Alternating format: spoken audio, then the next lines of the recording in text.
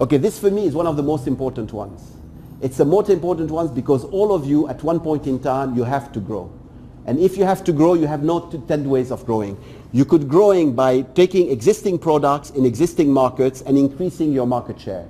This is quite important, and you list what are the initiatives that you're going to do to increase with your existing product in your existing market, and this could be a strategy by itself. Another strategy is I take existing products, but I put it in new markets. So for instance, Michel would say, I'm going to North Africa. So I'm taking whatever I have here, and I'm going to find a distribution channel into North Africa or into Southeast Asia to be able to do it. Or you could grow by deciding that you take in your existing market, you go with new products.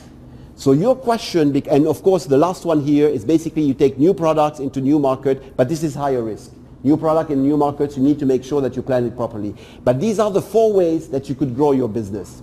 Now the question that you need to have is you list them. So you would list, for each one you will position them, where I can grow. And this is not only for next year, this is for 2 years or 3 years down the road. How can I grow?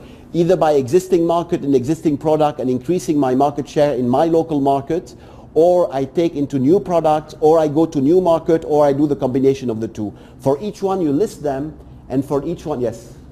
Don't investors really hate the last option? Which last? This one here? Yeah. No, I mean they would, if you have proven that you are good in doing this, and you've proven that you're good in when you have track record, then they will support you in terms of this. So it's a question of what is the track record that you have. If your track record is solid, now what you have to do is, if I ask for instance Joanna, and I would say Joanna will come up and she will say, we have things here. We have new products that we want to do in existing market, and she would list me. So today they're monitoring the heart, then they will be monitoring temperature, they will be monitoring a number of others for their patients. So this is a new product that they're launching into existing markets. Or they could get into new markets. They're now in the US, they're not in Europe. Why not in Europe? US is a much bigger market, Constantin. If we crack the US, Europe will come by itself. But at one point in time when they crack the US, they need to crack Europe. So this will be another strategy. Now for each of these strategies, you list them, and then you have to define what is the investment needed and what is the return needed. For each of these points that you will decide, each one would be a strategy. Each of these points will have an investment, each of these points would have a certain cost and would have a certain return. And this will help you prioritize which are the ones that you could do now versus in a year down the road versus 2 years down the road. Because if Ziad wants to do everything now, I would say it's going to fail. He wants to develop new products, he wants to get into new countries, where today he still not have complete proof of concept with what he have. I would say, Ziad, I'm not supporting you. I'm not supporting you. It won't make sense. It won't work. Show me that you could work on this, then we will move to another country or we will move to another product. But I want to see traction first. But this exercise is important because you would list, it would help you also prioritize which is the one that you'll do now versus the one you do in the future. So this is very important slides because a number of you are going to be in a growth mode. A number of you we will grow, so where are you growing and what should you do first before doing the other one? Now beside this is the resources. Do you have the resources in terms of money to fund these growth initiatives? And you have of course the people to help you implement it. So it's not only about financial returns, it's alignment in terms of resources to execute, financial and people, and it's alignment with strategy. If, for instance, you decide to monitor people's movements in a supermarket, I would say it's outside your control. But you say, Constantin, there is a big market. It's a big market. You have a number of companies that are doing this. What you do is we track the customers, and retailers would love to have this. I said, look, you are here to track heartbeat and to track temperature is fine, blood pressure is fine, but to start tracking this, I'll say you're getting out of your strategic priorities in there. So these are the discussions that typically we would have to enforce and to have what I call a structured growth plan, and this is called the Anselm matrix. It's a very simple way. All these templates are very simple to understand, very simple. But you need then, for each one to do this will take half a day. If we want to do our full day, if we want to do the Synchro one, we would list all these different initiatives, we will start quantifying them, we will understand what sort of investments, we'll understand what sort of return, and then we'll agree on what sort of timing we will have to put in place. So it's another template that would help you in terms of formulating your strategy. Questions? Yes? Do you think sometimes, in some cases, it may be healthy to be in more than one part, just for, at the end of the day, time is money, so that you want to achieve? Absolutely. You could be in more than one part. Actually, you will. I mean, if I look at your specific case, Clearly you want, in the US market, you want to grow. So you want to grow, so you're definitely on the US side, you're here. In terms of the MENA market, you're new. So you have proven your concept here, you're getting into the MENA, so you want to appoint your distributors. So at the same time, you're going to increase your market share by moving from 3 centers to 10 centers, or hopefully by the end of the year. Over here, you're going to start, you have your Kuwaiti operation, you're going to start KSA, you're going to, so this, you are doing this, and at the same time you are doing this, which is fine. I don't have a problem with this. But if, you know, Ziad comes and says, Constantin, at the same time I want to implement my the other products, when these are still not tested, then I will start having palpitation myself in terms of the heart, and then I will need to have his services to make sure that that I don't faint. So I would look at your team. So how complete is the team? So for instance, one of the big initiatives is to develop the team and to strengthen the team, is to have the money. So this is why we need to close the term sheet and get the funds available. So these are all elements that would help you make sure that you could implement these two, and then we could start on the product developments. Once we have the team in place, when we have the funds in place, when we have traction here and traction here, then we could start looking at this. And this one will be at a later stage, okay? So this is a good question. It's not only one, you could do 2, you could do potentially 3 initiatives at the same time, provided that you have the resources, provided that you have the funds, provided it's aligned with your strategy, then it would make sense to do it. Any questions? Other questions? Okay, I'm going fast, but these are all important tools. Trust me, these are tools that are being used and used again. Okay, I like this one because when I was in HP, I was in financial services.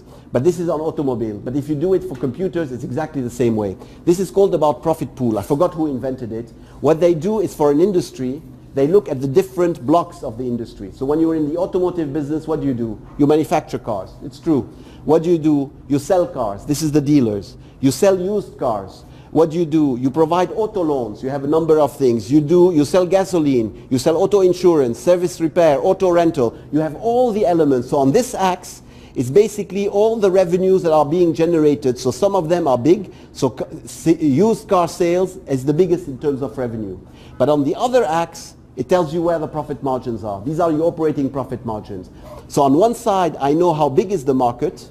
So if I want to be in the car business, where do I need to be? If I want to be in the car business, I want to be where you have the highest margins. Actually, if you think that the car industry is about manufacturing cars, it's wrong. Manufacturing cars, used cars, are basically the lowest gross margin. The only way to make money in the automobile industry is through services, is through insurance, is through warranty, is through leasing. So it's all about financial services. So this helps you decide in your sector where is actually money being made. And in automobile, it's not. This is why every one of the big ones have their own what? Their own GM has GM Capital. So they provide the loans, they provide the leasing, they provide these things. So this is why you need to understand what are the profit pools. Where is money being made in your specific industry or your specific sector? And for the IT industry, it's the same. If you think the IT in HP was very happy, we bought Compaq. We are now the #1 PC manufacturer in the world, and we will. But what is PC manufacturer? It's the lowest margin in the entire computer. This is where you have the lowest. To be the king in the lowest margin brings you nothing. IBM said, where are the margins? Software and services. They zoomed in. Software acquisition, software services, bought in PwC on it. So this is it in consulting and software and services. It's much more. So understand in your sector where is money being made and where is money not being made. And then decide to adopt your strategy on where the money is being made. And sometimes we don't spend the time. So in the computer industry, it's about the 3S. It's software, it's services, and it's the third, it's not sex, Raja, no, it's, so what is the third S? Sales. It's not sales. So you have software, services is support services. What is the third S? Okay, I worked for 20 years in HP. HP for 20 years was, you think HP was a computer company. Actually, HP, Security. no, it wasn't security. HP was making 80% of their profit from ink in their cartridges. So the profit of HP to fund all the computer operations came primarily from the inkjet cartridges they were selling on the... So they could give the printer away free. They will have the money made out of the cartridges. So supplies, the third S is for supplies. Same thing that you work when you look at Gillette, when you look, you have a number of models where basically it's the supply that makes the money and the hardware by itself make nothing. So you have the Gillette model, you have the inkjet model. What other models do you have which are supplies related? I'm sorry? Nespresso, absolutely. Nespresso is the king. I mean, how much margins they make? They make 80% to 90% margins on these things. On the machine by itself, it does, and they could give it free of charge. It doesn't matter. So if you look over the life of it, most of the profit is made what out of these the nuts. So. Mobile phones and charge cards. And charge could be another way of doing it. So this is, so I'm asking you, so these are templates. All of them are templates. But it's okay. But these templates are easy to understand. To apply them, it's going to take the time. Now another one, okay, these are examples of templates. Now, yes, question. The construction sector. The construction, what do you mean by construction sector? Explore. What do you? Contract. Yes. Where are the areas where the benefit, the profit pool? The profit pool are. So for instance, you're in contracting is it's an interesting business. I was working for El Ghurair. El Ghurair decided they made money. What did they start with? They started making money by selling flour mill. They were the number one producer. They imported wheat, they made flour, they made bread. They made money out of it. There was nobody, and people needed to eat bread. Out of the money that they made bread, what did they do? They built a bank. They built Mashrik Bank. So this is a way, so we have a bank and we have flour mills, and they had flour mills in different places. Then they realized that we're getting a lot of profits. So what did they do with the money they had? They bought land. Who buys the land? The woman buys the land. The wives buys the land. They know what are the plots, and they have a very good sense of what, so they buy the plots on these things. Then they said, okay, we have the plots. What do we do with the plot? We build it. So we start building it. So we build, in order to build it, what do you have? You have the design part in the contracting side. You have design behind it. You have, what do you do after the design? You have the MEP part, which is basically all the mechanical, electrical, plumbing system that you need to have. Then what do you do with the building? I'm sorry? Yeah. You what? Cement. Oh, you have, of course, cement to be able to do it. Then you do the MEP part. And then when you have what do you do with the building? You need facility management. You need to basically maintain this, security, maintenance, everything that you have to do on this. Yeah. So where now we do the profit pool? If you look at this sector, you will see, where do you think, I mentioned a number of them. So where do you think on the contracting? So contracting could start with design. You could only do the design. You could do the design, and you could do the contracting in terms of building the equipment. You could do the MEP. You could have subset of it. You could do the maintenance. Where do you think are the profit pools in it? Where do you make the most margins? It's maintenance. Facility management is number one. And this is the last one they got into. Maintenance is the profit pool. The other profit pool after maintenance, what do you think it is? Design is good, so all the design architecture, but then you need brand, you need signature, it's a different strategy here. It's not about cost, it's about creativity, it's about being able to do it. But where is the other profit pool? So it's not in contracting, it's going to be in MEP. MEP, you have higher margins, so you need to choose the segment of the market where there is more value added. The more value added there is, the more margin there is, the more you could price behind it. So so these are, to answer your question, so this will be a specific example of a company that started, and then we realized, and then in the contracting now we're questioning, do we really want to be in the contracting business or not? Because even in contracting, if I go a subset, they have companies that do the foundation. So you have Ed Rafar in Lebanon, you have the other equivalent in, so they do only foundation. You have other one that do cement. All what they do, you have a company that do cement. So the Metro of Dubai was built, all the cement that you have tons of cement. You have another company that will do what else, Raja? So they do the cement, they do the foundation. So these are all subsets under contracting. Now under the cement is a commodity. So it's very difficult for you to be able to differentiate on it. The foundation, if you have the right equipment, you could differentiate, but it's very capital intensive. Capital intensive means that your machinery costs a lot to do it, and if you don't utilize your machinery, you could be dead. So if this goes about capacity utilization of your machinery. So yes, there are margins. You need to know where the margins are overall, and then you go into the segments. And this, how do you know it? You know it by talking to people. You know it by having a sense. So for, you mentioned me in contracting, I gave you an example. Now, the challenge for each one of you is to ask yourself the same question for each of the industries that you are present. So based on your answer, the successful strategy is to go specialize in one. I specialize in what, or you could go, but they went the whole way. They went, the Al Ghurair went the whole way, they approached, but now when we did the portfolio management, we decided to get out of the cement business. Cement business is a commodity business. We're not going to differentiate on it. We decided to get out of the contracting business. We decided facility management is very important, we want to in. All the foundation in terms of the, is also high value added because you have high equipment, you have high barriers to market entry. This is, by the way, another template that is not here. I will show you. The other template is the Michael Porter. So this is the 5 forces. So for those of you who have not done your MBA, so what are the forces? The first force that you have is your competitive force. This is one. The other force is the barriers to market entry, The other force is your strengths of your customers, your clients. Here, the strengths of your suppliers. And the last force is the availability of substitutes. So who can substitute? So here you have 5 forces. These are 5 forces. It's a very simple way to be able to assess if a market is attractive. So what do you do? Barriers to market entry. I'm going to take the example, I'll take the example of Rima. So Rima would say in terms of barrier to market entry, she's manufacturing soap, she's added these essential oils behind it, she's going to distribute it. Barriers to market is how difficult is it for me to be able to take her model and decide to do the same thing with another type of soap. So this would be the first question. And she will challenge me. She will tell me, Constantin, my recipe is very unique and my essential oils are very unique. I could challenge her back. So this will be a discussion point. The stronger are the barriers to market entry, the more attractive is the market that she's competing. Then I will ask her, who are your suppliers?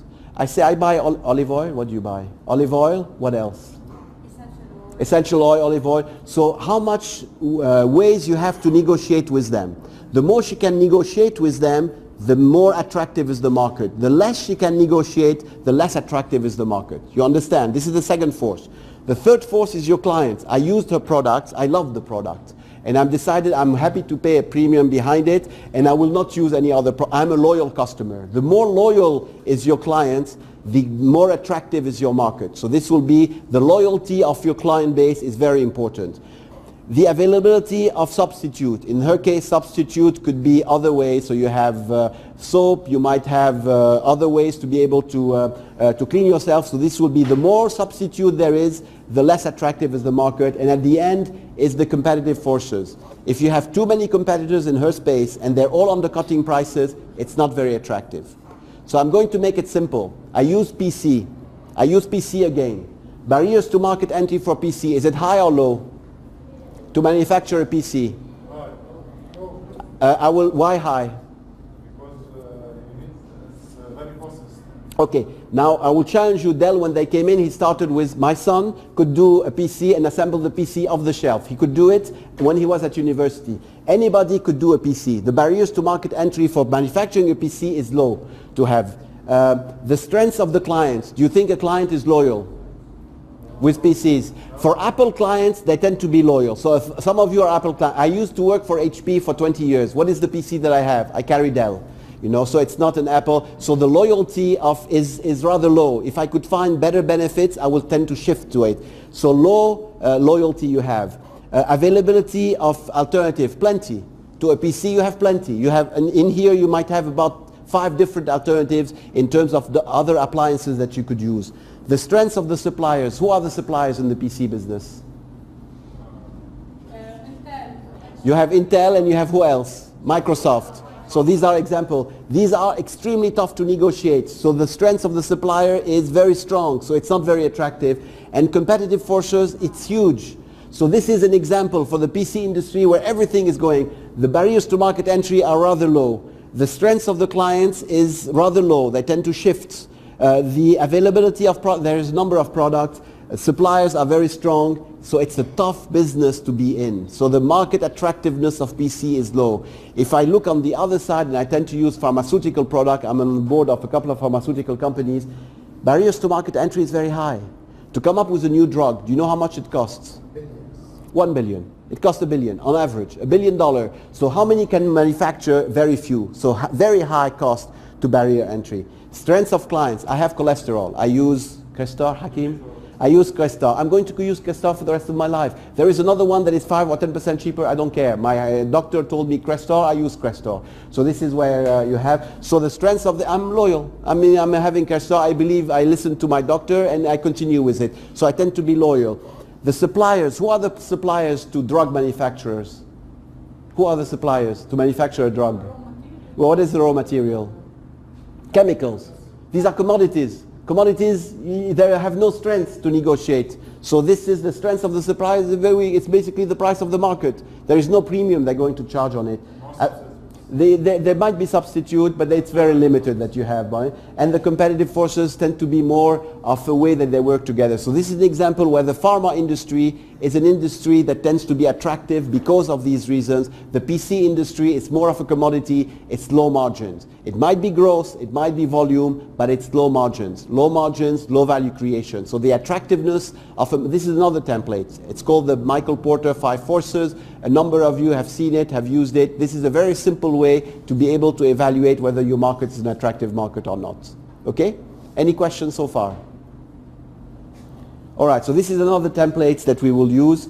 Now, Joanna has left with Ziad. So what is the question that we discussed today?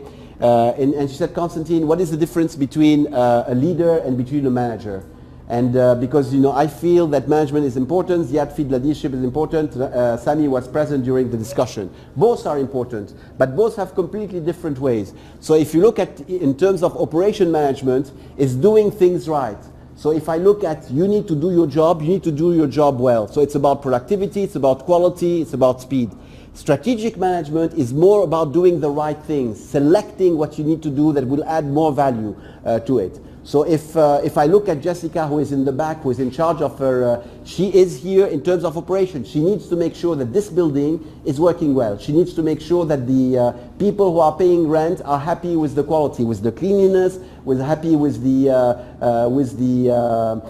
layout, with the conference room, with what sort of services, training facilities available, the fact that she comes and she smiles every day and she goes at everyone, knock at the door, have coffee with them to make sure everything. This is part of her role. She is on the operation side of it. If I look on the other side, if I look at Sami trying to compare on it, so Sami, what you need to do is his challenge is he needs to exit from existing companies to make sure that he's getting the return. So he's looking at what is the right thing that I need to do in order to maximize the return that I'm going to have on my... so it's more about strategic management, common goals, clear priorities, consistent strategies. So it's about competitive differentiation, uniqueness. So this is the difference between, if you want, strategic management, leadership, or operation management, which is more, both are important. It's not one is more important than the other. As Jessica is going to grow and learn over a period of time, she's going to move from becoming a manager, focusing on operation, to start focusing more on what is the future, what is strategy. So it is involved into decision making, building strategic plan on this. So your career, as you develop on it, you will develop from one to develop to the other, depending on what you want to do in your life. Okay, I'm going to skip. This is the one that I've told you. So if you have market share, you could have high market share and you could make profits. You could make profit by being a cost leader, or you could have, because you have cost leader means Walmart. Walmart is extremely profitable. Walmart, you get the cheapest, you go to there, they have high market share, and then they have high profits. Here you have the different, Louis Vuitton, any brand, Cartier, all the brands, they have a small market share compared to the others, but they have high profits. In between, this is the U shape. If you're stuck in the middle, it's going to be extremely difficult for you to differentiate. So choose your strategy right. Are you going to brand? Are you going to differentiation? Or are you going to go for cost leadership? And if you are, then align your process around it. If you're going to cost leadership and your people fly in business class to go through it, it's the wrong alignment. It won't work. So in HP, for instance, we had the PC, we're all about cost leadership. The general managers was flying economy. The people in services and support were completely in high margins. They were into differentiation. They were flying business class, you know. So, and this is the same company, same organization, but different structure, different policy. So your challenge is to adapt your strategy, to first to decide what is your strategy, and then adapt your process to meet your strategy. Is this clear? Okay. So these are the two. It's about cost leadership or differentiation. And these are examples. Porsche, then we get to Fiat, Ryanair, Walmart are over here, budget in the middle. Now, I'm stopping. Yes. Yes. Morgan, you mean the bank? No, Morgan is the car. These are the unique car, very specific limited edition of these cars. They're even more valuable than Porsche. And they make, and you have. Now, what I'm going to present to you is another model. This model is a model for you to be able to decide how you want to position your product and your services. And you have, I've indicated to you 2 ways. I'm going to show you 4 ways. Now these 4 ways are the following. You are either focusing, this is what we define as your customer value proposition. Your customer value proposition is either going to be price. So they come to you because you have the lowest price. And a number of companies decide that this is where they want to compete. Or you could come because I'm offering you a total solution, end to end. And some of this I'm offering, so we are experts, we listen to you, we design a solution adapted to your unique problem. So we're here to adapt. So this is the other side. And in between you have product plus, which is basically branded product, and this is traditional products. So this is traditional product at traditional prices, very, products that meet basic needs at very low price. Here it's about brands, it's about design, and here it's about I provide a complete solution. And I'll give you example on different industries. Now, I worked with HP. In HP, if you ask me where are the PCs were purely competing on price. They were also, all the PC division were here. The product in this case were about the lasers. The laser jets, the printer were all products. They were making their money on the services. On the product plus and on the brands that you have what we define as the, if you want, the support services, the software services, because HP had a name and a brand that the quality of our support was excellent and people were willing to pay for it. So we had on our product all the software support, all the hardware support were product plus. And on solution, it's outsourcing. Outsourcing means we will take ownership of the entire IT platform of a company and we will do everything. We'll take the equipment, we'll take the people, we do it ourselves, we run it ourselves, and we provide the services, and all what the customer has to pay is a certain monthly fee or an annual fee for this. So these are one company coming up with 4 different strategies depending where we are. Now what's important is you don't mix and match. The people on PCs were focusing on price and their only imperative was what? Cut cost, cut cost, cut cost. So you go to the factories, you go to the sales offices, everything is about low cost. It's a big warehouse where you do this. So this is about cost leadership that you need to do. When you look at the products, average products that you have to do and you have to sell it to your reseller challenge, here it's about making sure that the HP brand is protected, that the support, quality of our support, so the rating in terms of customer satisfaction was extremely important in our mind. So we adapted everything to make sure that we are perceived by our customers, by our competitors, are being extremely high value in terms of the quality of the service. And here in terms of outsourcing, that we are good in providing the entire solution. So you have on one side your customer value proposition is a fundamental element to deciding where are you positioned. And if I look in the case of Rima is here. She wants to build a brand. She wants to make sure that her brand is going to be very popular, very successful. It's going to be high price. She's going to be here. At one point in time, Rima will decide that maybe what I do is it's not only about soap, I want to manufacture an entire. So she will want to come up and say, I want to do all sorts of other products which are generating, well-being and wellness for the woman or for the man. She might decide to go to this element. She might decide to offer a complete portfolio of product and services to cater for her customers. Or she might decide, You know, there is a huge market in terms of low cost.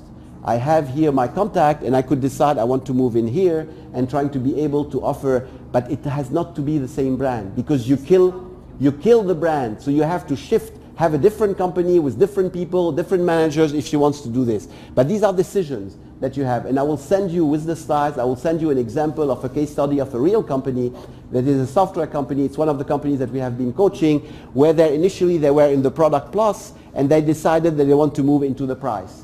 And the problem is if you don't align everything around it, so your people, your process, your compensation, the way you pay. I gave you the example of business class versus economy, but you have a whole lot of process in order to be able to support and to differentiate the two. Okay, so this is a model. It's called the customer value proposition where you have 4 different, it's simple to understand. So let me give you some examples. I'm not going to, normally we should do the workshop, but in case of price in airlines, clear example EasyJet, clear example Ryanair. So what do they do in practice? Single passenger class, single type of airplane, simple fare structure, unreserved seating, fly to secondary airport, short flight. So these are all practices that are here to support low cost, and they make money out of the low cost. So this is a price value proposition. A product value proposition in most of the airlines. Most of the airlines are here. Here what they're trying to do is they do fuel hedging, but the most important thing in their mind here is attracting customer, frequent flyer. By all means, how can I retain my customers there? So this is quite important, the more mileage you stay, but you have other ways to be able to attract. This is the most difficult one. This is where you have the lowest margin. When you move to Qatar Airways or you move to Singapore Airlines or you move to all the others, to Emirates or the others, then it's a price. You pay high, but I'm getting the pampering, I'm getting the service, I'm getting expert chef, I'm getting large screens, I'm getting comfortable seating. So it's a different strategy. And the last one is all you have Singapore Airlines, all business class, same thing. They all fit into a brand. I come to the brand, I buy this brand, and I'm happy to pay for the premium because I'm getting the service or the perceived benefits, I'm getting it. The last one, I'm surprised to see Malaysian Air. yeah, but maybe it's forget it. So, but they've done a good job. This is another one where it's completely different. We're still in the airline business, but here what I do is I plan the whole trip for you. So what you come here is at a private jet. In Geneva, in Switzerland, you have plenty of those. So you have the United Nations, you have the private bankers, you have the multinationals, you have a number of companies that are here. So the operation organized are individual, fast and flexible team response. So we come pick up the customers, bring him in, we plan the whole itinerary, we plan the hotels, we plan the things, the limousine service is there. So we provide a whole solution, including all his tickets, including the limousine, including the flights, of course in a special jet. So these are 4 different ways to be able to differentiate. Now my question to you is, where are you? Where is your product or your service among these 4? And you might have 2 or 3 products. If I ask Michel, he might have one product in a price category, he might have another one in a product plus category. So then the question becomes, can you justify having the 2? Do you have differentiated process and people and skill set to support the 2? So this is another tool, another template. It's about your customer value proposition and how you map it. Is this clear? Okay, so I use the example of Rima. We could other examples because you might be in one. Doesn't mean that you cannot move in another, but if you move in another, do it as a separate organization with separate people, separate skill sets, separate compensation. Now, I'll give you another on the hotel business. You're familiar. So you have here the Ibis. This is all check-in, interline, low cost. You come in, it's the cheapest you could get. And you will see that some of the companies are present in all 4. So take the example of Ibis. You move to the other one. What do you have? Novotel, same company, same owner, completely different structure, completely different pricing proposal that you have in here. You move to the same thing. You have here, it's not in here, you have Sofitel. Sofitel belongs to the same. Who owns Ibis, owns Novotel, owns Sofitel. So what they do, different pricing, but it's different practices that you have around the 4. So you could justify, but these are under the, it's Ekar. Ekar is the owner. You have different hotels that are underneath it, but each one is a separate profit center. And the last one is basically here in terms of hotel. Is basically, I'll give you the island. So you have, it's only more about the island. It's about, we give you the islands. It's 135 acres. We have 20 crew to cater for you. We have the cooks. We have everything in here. So basically this is the ultimate service where we address all you need. It's not about a room. It's about the whole experience that you share. Now I'm giving you an example with Microsoft. Microsoft is in all 4. Microsoft have the Explorer. Microsoft has the Office, which is basically a product. Microsoft has also Microsoft Dynamics, which is an ERP systems that are offering. So you have one company offering different types of product, different strategy, different pricing, different sales force, different sales channel according to it. This is purely web-based. This becomes through resellers. This is becoming through a direct sales force. So this is another example of a company that is present into having 3 different value propositions. Nike would come up from the basic tool, which is commodity. They use the brand in order to have it. They have some branded plus, you know, the Nike Air with all the buffer, and then they go into the solution. I basically step on the balance. They take the shape, they take my weights, they see how much weight there is in one leg versus the other leg. They look at everything, and then they design the shoes according to what I am, so according to my footprint. This is one other example of a company that would adapt to the different ones. Okay? This gives you a sense. So valuation, so value proposition of customers, price, product, standard no product plus is brand, and then the solution, all sorts for one customer. So these are another template, and my question is, where are your products now, and where are the new products that Rima is going to develop in 1 year or 2 years going to fit in, and how are you going to support it? So it's another template. Questions on this template? Rafi, c'était clair? C'est bon? J'ai ta bénédiction? Je continue. Okay, so this is basically for you. If we had the time, I would ask you to do this and then to come back and report to it. Basically, it's a kind of adjustment for different type of clients. It is different clients. So what is basically, because once you have a customer value proposition, you will have different clients that comes to it, and then you will address these clients with a different value proposition. So you have. But the more focused you are, the better it is. If you're trying to do all sorts of things with...